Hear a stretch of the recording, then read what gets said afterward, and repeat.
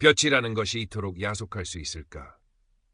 박복내 할머니는 골목길 담벼락에 기대앉아 부질없이 내리쬐는 초겨울 햇살을 물끄러미 바라보았다. 등 뒤에 시멘트 담벼락은 냉기를 뿜어냈지만 정수리 위로 쏟아지는 햇살은 따갑기만 했다. 마치 이 세상 모든 온기가 자신만 비껴가는 듯했다. 일은 하고도 새해. 남들은 자식들 재롱 보며 편안히 노후를 보낸다는데 복내 할머니의 하루는 폐지 무게만큼이나 고단했다. 어이 박씨 할멈, 오늘 일찍 나왔네? 지팡이를 짚은 오길자 할머니가 맞은편 골목에서 나타나며 아는 체를 했다. 길자 할머니는 복내 할머니의 오랜 동네 친구이자 이따금씩 노인정에서 화투패를 함께 쪼이는 사이였다. 응, 길자 왔나? 해가 좋아서 잠깐 나왔지. 복내 할머니는 멋쩍게 웃으며 일어섰다. 사실 해가 좋아서 나온 것은 아니었다. 텅 빈 방 안의 냉기가 뼛속까지 스며드는 것 같아 햇살 한 줌이라도 쬐고 싶어 기어 나온 것이었다. 남편이 세상을 떠난 지 벌써 5년. 하나뿐인 아들은 지방에서 공장을 다니느라 1년에 한두 번 얼굴 보기도 힘들었고 딸은 시집 가서 제살림 꾸리느라 바빴다. 가끔 손녀 민지가 반찬거리를 들고 찾아오는 것이 유일한 낙이었지만 대학생인 민지 역시 제 앞가림하기 바쁜 처지였다. 오늘 노인정 점심은 김치찌개라던데 같이 가세. 길자 할머니의 말에 복내 할머니는 잠시 망설였다. 며칠 전 민지가 와서 스마트폰 사용법을 알려주며 할머니 심심하시면 이걸로 재미있는 것도 보시고 친구분들이랑 연락도 하세요라고 했던 말이 떠올랐다. 복잡한 기능은 여전히 알 수 없었지만 민지가 깔아준 시니어 친구 찾기라는 앱이 눈에 밟혔다. 혹시 이 지긋지긋한 외로움을 달래줄 말벗이라도 만날 수 있을까 하는 헛된 기대감이었다. 나는 오늘은 그냥 집에 있을란다. 복내 할머니는 길자 할머니의 손을 살짝 밀어내며 집으로 향했다. 방문을 열자 익숙한 곰팡내와 함께 냉기가 와락 달려들었다. 한낮인데도 방 안은 어두컴컴했다. 창문이라고는 골목길로 난 작은 쪽창 하나가 전부였으니 햇볕 한 줌 제대로 들어올 리 없었다. 그녀는 부엌 한쪽에 아무렇게나 쌓여있는 폐지를 한번 쓸어보고는 민지가 알려준 대로 스마트폰을 켰다. 작은 화면 속에 알록달록한 아이콘들이 복잡하게 떠 있었다. 한참을 더듬거리던 그녀의 손가락이 마침내 시니어 친구 찾기 앱을 찾아 눌렀다. 사는 게 재미없다. 누가 볼까 싶으면서도 믿져야 본전이라는 생각에 짧은 푸념글 하나를 남겼다. 며칠이 지나도록 아무런 소식이 없었다. 역시나 부질없는 짓이었다며 쓴웃음을 짓던 어느 날 저녁 스마트폰에서 경쾌한 알림음이 울렸다. 복내 할머니는 가슴이 철렁 내려앉는 것을 느끼며 조심스럽게 화면을 확인했다. 최수혁 부장이라는 낯선 이름으로부터 온 메시지였다. 박복내 어르신 되십니까? 우연히 어르신의 글을 보았습니다. 짧은 글이었지만 진심이 느껴져 이렇게 연락드리게 되었습니다. 정중하고 깍듯한 말투였다. 복내 할머니는 떨리는 손으로 답장을 입력했다. 네, 맞는데요? 누구신지요? 곧바로 답장이 왔다. 저는 해외에서 금융 관련 일을 하고 있는 최수혁이라고 합니다. 지금은 잠시 한국에 들어와 있는데 어르신의 글에서 돌아가신 저의 어머님 모습이 떠올라 신뢰를 무릅쓰고 연락드렸습니다. 어머니라니? 복내 할머니는 자신도 모르게 코끝이 찡해졌다. 수십 년 전 여장부 소리 들어가며 시장에서 옷 장사를 할 때 고생하는 줄도 모르고 오로지 자식들 뒷바라지만 했던 자신의 젊은 날이 어렴풋이 떠올랐다. 그 역시 자신에게는 아득한 옛 이야기였다. 어머님 생각이 나신다니 별 말씀을요. 그렇게 최 부장과의 대화는 시작되었다. 그는 매일 아침 저녁으로 박복내 할머니에게 안부 메시지를 보냈다. 날씨 이야기, 건강 이야기, 시시콜콜한 일상 이야기까지 마치 오랫동안 알고 지낸 사람처럼 다정하고 살뜰했다. 그의 프로필 사진은 온화한 미소를 띤 중년 남성이었는데 복내 할머니는 그 사진을 볼 때마다 괜스레 마음이 설레곤 했다. 최 부장은 자신을 해외 유명 투자 회사에서 은퇴한 후 지금은 개인적으로 소외된 이웃을 돕는 일을 하고 있다고 소개했다. 가끔은 자신의 힘들었던 어린 시절 이야기나 먼저 세상을 떠난 아내에 대한 그리움을 털어놓기도 했다. 그럴 때마다 복내 할머니는 진심으로 그를 위로했고 두 사람은 빠르게 가까워졌다. 어느 날 최 부장은 어머님, 제가 작은 선물을 하나 보내드리고 싶은데 괜찮으시겠습니까? 라며 조심스럽게 물었다. 복내 할머니는 괜찮다고 사양했지만 그는 어머님 같은 분께 따뜻한 차 한 잔이라도 대접하고 싶은 제 마음입니다라며 기어이 커피 기프티콘을 보내왔다. 생전 처음 받아보는 기프티콘이었다. 복내 할머니는 민지에게 물어물어 겨우 사용법을 익혔고 동네 빵집에서 따뜻한 커피 한 잔을 마시며 최 부장의 세심한 배려에 깊이 감동했다. 수십 년 동안 잊고 지냈던 누군가에게 보살핌받고 있다는 감정이었다. 그날 이후 복내 할머니는 최 부장에게 더욱 마음을 열었다. 그는 이제 단순한 말벗을 넘어 힘든 세상살이에 유일하게 기댈 수 있는 든든한 존재처럼 느껴졌다. 최 부장 역시 박복내 할머니를 어머님이라 부르며 극진히 대했다. 그는 박복내 할머니의 궁핍한 생활을 눈치챈 듯 제가 조금이나마 도움을 드리고 싶습니다. 부담 갖지 마시고 받아주십시오라며 가끔씩 소에게 용돈을 보내주기도 했다. 박복내 할머니는 처음에는 극구사양했지만 이건 제가 어머님께 드리는 작은 성의입니다. 이걸로 맛있는 것 사드시고 건강하셔야 제가 마음이 편합니다라는 그의 말에 결국 고마운 마음으로 받곤 했다. 그러던 어느 날 최 부장은 조심스럽게 박복내 할머니에게 한 가지 제안을 해왔다. 어머님, 제가 오랫동안 금융 전문가로 일하면서 알게 된 정보가 하나 있습니다. 아주 안전하면서도 수익률이 높은 비공개 투자 상품인데 소수의 VIP 고객들에게만 제공되는 것입니다. 어머님께만 특별히 알려드리고 싶은데 혹시 관심 있으십니까? 투자라는 말에 박복내 할머니는 덜컥 겁이 났다. 젊은 시절 남편과 함께 시장에서 악착같이 모은 돈을 지인의 말만 믿고 투자했다가 크게 사기를 당했던 아픈 기억이 떠올랐기 때문이었다. 투자라니요? 저는 그런 거 잘 모릅니다. 가진 돈도 없고요. 복내 할머니가 손사래를 쳤지만 최 부장은 끈질기게 설득했다. 어머님, 이건 투기 같은 위험한 것이 아닙니다. 제가 보증하는 아주 안전한 상품입니다. 초기 투자금은 30만 원에서 50만 원 정도 소액으로 시작하실 수 있고 매주 수익금을 따박따박 지급해드립니다. 이걸로 노후 자금을 조금씩 불려나가시면 자식들에게 아쉬운 소리 안 하고도 편안하게 사실 수 있습니다. 이건 투자가 아니라 제가 어머님께 드리는 선물 같은 기회라고 생각해 주십시오. 최 부장의 진심 어린 말투와 어머님이라는 호칭에서 느껴지는 따뜻함, 그리고 무엇보다 이 지긋지긋한 가난에서 벗어날 수 있다는 희망에 박복내 할머니의 마음은 조금씩 흔들리기 시작했다. 며칠 밤낮을 고민하던 그녀는 결국 폐지를 팔아 어렵게 모은 돈과 아껴두었던 생활비 50만 원을 최 부장이 알려준 계좌로 송금했다. 이 돈마저 날리면 어쩌나 하는 불안감과 혹시 정말로 좋은 기회일지도 모른다는 기대감이 교차했다. 며칠 후 박복내 할머니의 낡은 통장으로 수익금이라는 명목의 돈 5만 원이 입금되었다. 정말이었다. 최 부장의 말은 거짓이 아니었다. 박복내 할머니는 떨리는 손으로 최 부장에게 감사 메시지를 보냈다. 최 부장님, 정말 감사합니다. 이게 다 부장님 덕분입니다. 뭘요, 어머님? 제 말이 맞지 않습니까? 이제 시작입니다. 앞으로 더 큰 수익을 얻으실 수 있을 겁니다. 최 부장의 자신감 넘치는 목소리에 박복내 할머니는 완전히 그를 신뢰하게 되었다. 그 후로도 몇 번 더 소액의 수익금이 입금되었고 그때마다 최 부장은 지금이 투자적기이니 목돈을 넣으면 훨씬 큰 수익을 얻을 수 있다며 추가 투자를 권유했다. 박복내 할머니는 남편이 남긴 얼마 안 되는 유산과 혹시나 아플 때 쓰려고 들어두었던 비상금 통장까지 해약하여 수백만 원을 최 부장에게 추가로 송금했다.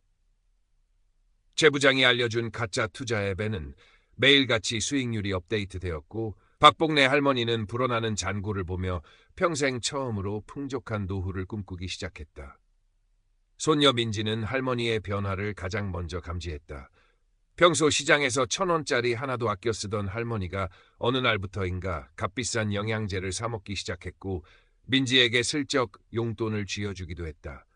밤늦게까지 스마트폰을 붙들고 누군가와 메시지를 주고받으며 몰래 웃음 짓는 모습도 여러 번 목격했다. 처음에는 할머니도 연애하시나 라며 가볍게 넘겼지만 어느 날 할머니 방에서 투자 계약서라고 적힌 허술한 문서를 발견하면서 민지의 마음속에 불안감이 싹트기 시작했다.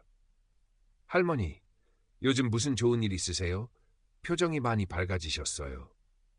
민지가 조심스럽게 묻자 박복래 할머니는 당황한 기색을 감추지 못하며 얼버무렸다. 아니다, 그냥 그렇지. 나이 드니까 잠이 없어져서 그런다. 그날 밤 민지는 할머니가 잠든 것을 확인하고 몰래 스마트폰을 열어보았다. 최수혁 부장이라는 사람과 주고받은 수많은 메시지들, 그리고 투자 수익률이라는 제목의 그래프와 숫자들. 민지는 직감적으로 뭔가 잘못되었다는 것을 느꼈다. 곧바로 인터넷에 노인 대상 금융사기, 고수익 투자 사기 등을 검색하기 시작했다. 밤새도록 컴퓨터 앞에 앉아 관련 자료를 찾아보던 민지는 할머니가 주고받은 메시지의 내용과 최 부장이 제시한 투자 방식이 전형적인 사기 수법과 너무나 흡사하다는 사실을 발견하고는 충격에 휩싸였다. 특히 최 부장의 프로필 사진을 이미지 검색해 본 결과 해외의 한 스톡 이미지 사이트에서 판매하는 모델 사진이라는 것을 확인하고는 더 이상 의심의 여지가 없다고 판단했다. 다음 날 민지는 떨리는 마음으로 박복래 할머니에게 자신이 찾아낸 자료들을 보여주었다. 할머니, 이 사람 아무래도 사기꾼 같아요. 이 사진도 가짜고 할머니가 투자했다는 사이트도 유령 사이트일 가능성이 커요. 하지만 박복래 할머니의 반응은 예상외로 완강했다. 네가 뭘 안다고 함부로 말하냐. 최 부장님은 그런 사람 아니다. 나한테 얼마나 잘해주는데 너는 아무것도 모르면서 넘겨짚지 마라. 박복래 할머니는 버럭 소리를 지르며 민지가 내민 자료들을 밀쳐냈다. 평생 누구에게도 아쉬운 소리 안 하고 꿋꿋하게 살아왔다는 자부심, 그리고 무엇보다 최 부장에 대한 깊은 신뢰와 마지막 희망이 송두리째 부정당하는 것 같아 견딜 수가 없었다. 어쩌면 마음 한구석에서는 희미하게나마 사기일지도 모른다는 의심을 하고 있었는지도 모른다.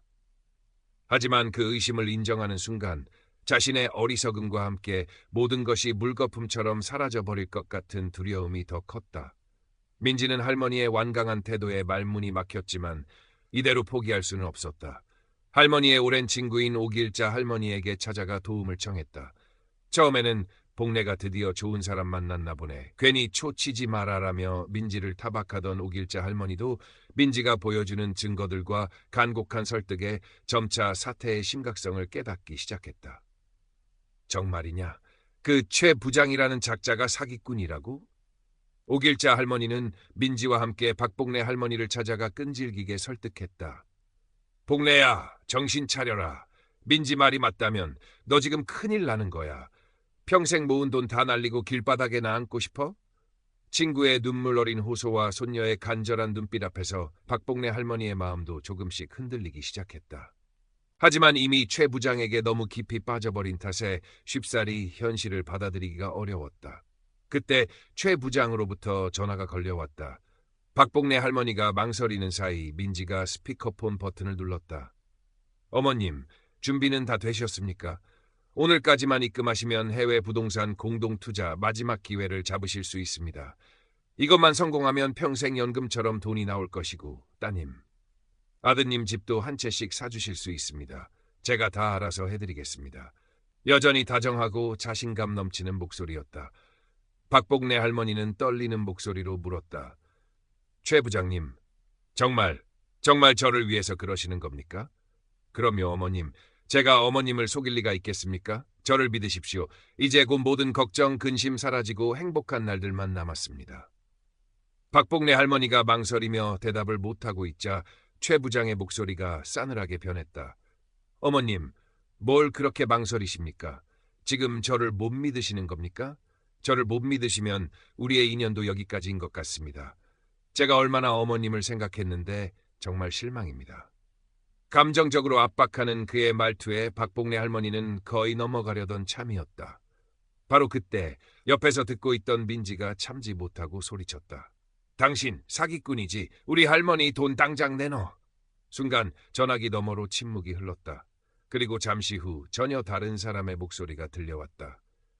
이전의 부드럽고 정중한 말투는 온데간데 없고 차갑고 위협적인 목소리였다. 뭐야, 이 어린 년은 늙은이가 주책 없이 돈이나 빨리 보내라고 해. 안 그러면 재미없을 줄 알아. 욕설과 함께 윽박 지르는 그의 목소리에 박복래 할머니는 그 자리에 얼어붙었다. 자신이 믿었던 모든 것이 한순간에 무너져 내리는 소리가 들리는 듯했다. 그토록 다정했던 최 부장의 목소리가 아니었다. 그것은 마치 지옥에서 울려 퍼지는 악마의 속삭임 같았다. 박복래 할머니는 손에서 스마트폰을 떨어뜨리며 그 자리에 주저앉아 오열하기 시작했다. 내 돈, 내 피 같은 돈. 목 놓아 울부짖는 할머니의 모습에 민지와 오길자 할머니도 함께 눈시울을 붉혔다.